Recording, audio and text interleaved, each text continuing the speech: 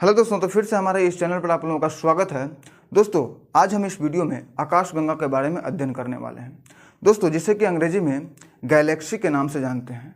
तो चलिए दोस्तों, वीडियो को यहाँ पर शुरू करते हैं। तो देखिए दोस्तों, ब्रह्मांड में लगभग 100 अरब आकाशगंगाएँ हैं। आकाशगंगा जो है दोस्तों, वो असंख्य तारों का एक विशाल पुंज होता है, जिसमें एक केंद्रीय बल्ज एवं 3 घूर्णनशील भुजाएं होती हैं। ये 3 घूर्णनशील भुजाएं जो होती हैं दोस्तों, वो अनेक तारों से निर्मित होती हैं। दोस्तों, बल्ज जो है वो आकाशगंगा के केंद्र को कहा जाता है। दोस्तों, आप लोग इसे नोट कर लीजिए कि बल्ज आकाशगंगा के केंद्र को कहा जाता है। अगर दोस्तों किसी भी कंपटीशन एग्जामों में अगर ये पूछ दिया जाए कि बल्ज किसे कहते हैं, तो दोस्तों इसका उत्तर क्या होगा? इसका उत्तर हम लोग क्या देंगे? आकाशगंगा के केंद्र को। दोस्तों, आकाशगंगा के केंद्र को बल्ज कहा जाता है। दोस्तों, यहाँ तारों का संकेंद्रण सर्वाधिक होता है।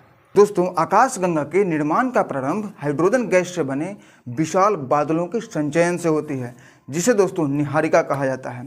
दोस्तों, आकाशगंगा का निर्माण कैसे होता है?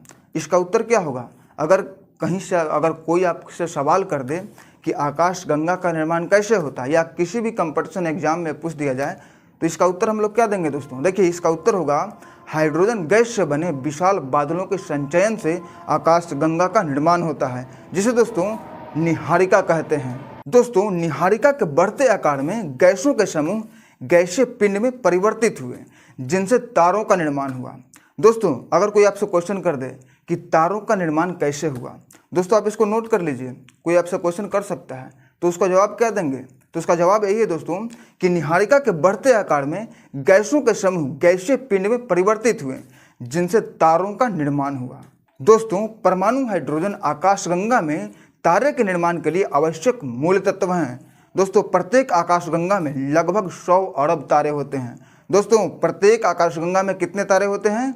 लगभग 100 अरब तारे होते हैं। आप दोस्तों इसको नोट कर लीजिए, किसी भी कंपटीशन एग्जामों में ये पूछा जा सकता है।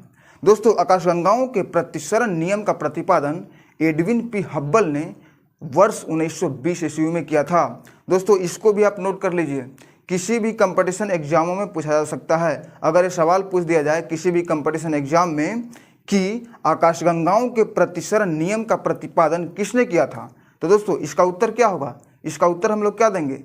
एडविन पी हब्बल ने किया था सन 1920 ईस्वी में। एंड्रोमेडा हमारी आकाशगंगा के सबसे निकट की आकाशगंगा है। दोस्तों, हमारी आकाशगंगा के सबसे निकट आकाशगंगा कौन सी है? एंड्रोमेडा, जो दोस्तों हमारी आकाशगंगा से 2.2 मिलियन प्रकाश वर्ष की दूरी पर स्थित है।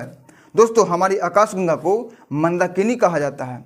क्या कहा जाता है? आप इसको नोट कर लीजिए दोस्तों कि हमारी आकाशगंगा को मंदाकिनी कहा जाता है। इसकी आकृति दोस्तों सर्पिल है। मिल्की वे रात के समय दिखाई पड़ने वाले तारों का समूह है, जो हमारी आकाशगंगा का ही भाग है। ओरियन नेबुला हमारी आकाशगंगा के सबसे शीतल और चमकीले तारों का समूह है। हमारी आकाशगंगा का व्यास 1 लाख प्रकाश वर्ष है। दोस्तों, हमारी आकाशगंगा का व्यास कितना है?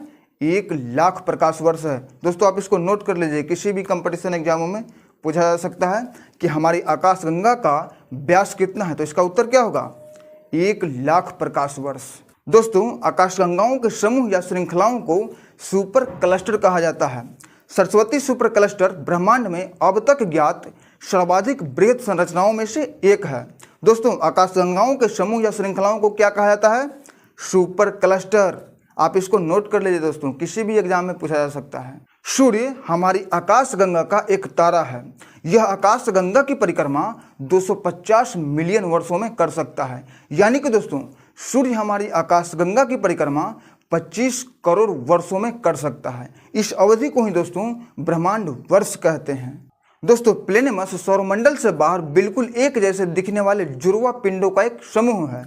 साइरस या डॉग स्टार पृथ्वी से 9 प्रकाश वर्ष दूर स्थित है तथा सूर्य के 2 गुने द्रव्यमान वाला तारा है।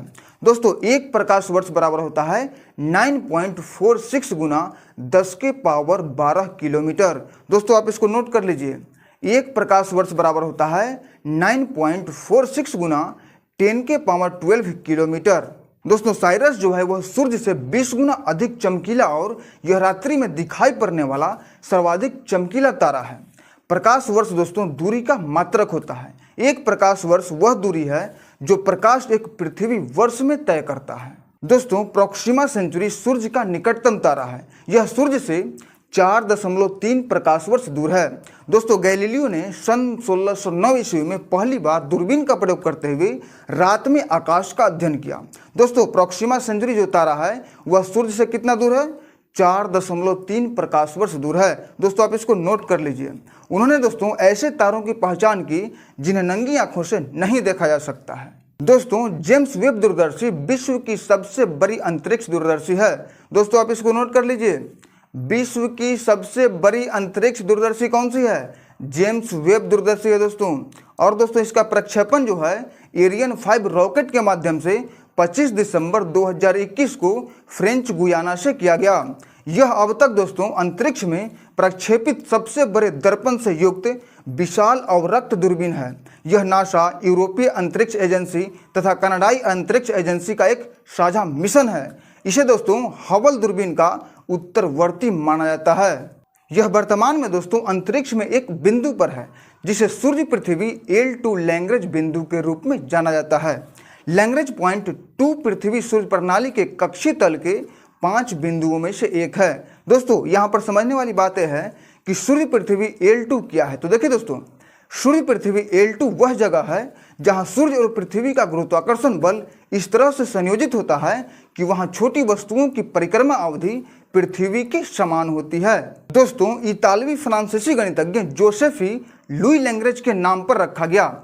यह बिंदु पृथ्वी और सूर्य जैसे किसी भी घूर्णन करने वाले 2 पिंडों में विद्यमान होते हैं, जहां 2 बड़े निकायों के गुरुत्वाकर्षण बल एक दूसरे को संतुलित कर देते हैं। इन स्थितियों में रखी गई वस्तुएं अपेक्षाकृत स्थिर होती है और उन्हें वहां रखने के लिए न्यूनतम वायु ऊर्जा या ईंधन की आवश्यकता होती है। मार्च 2024 में दोस्तों इस दूरदर्शी ने सबसे पुरानी ज्ञात मृत आकाशगंगा की स्पष्ट तस्वीर ली है। तो दोस्तों, ये जानकारी आप लोगों को कैसा लगा? अच्छा लगा या खराब लगा? कमेंट करके जरूर बताइएगा दोस्तों। तो दोस्तों फिर मिलते हैं एक नए वीडियो में। तब तक के लिए दोस्तों जय हिंद, जय भारत।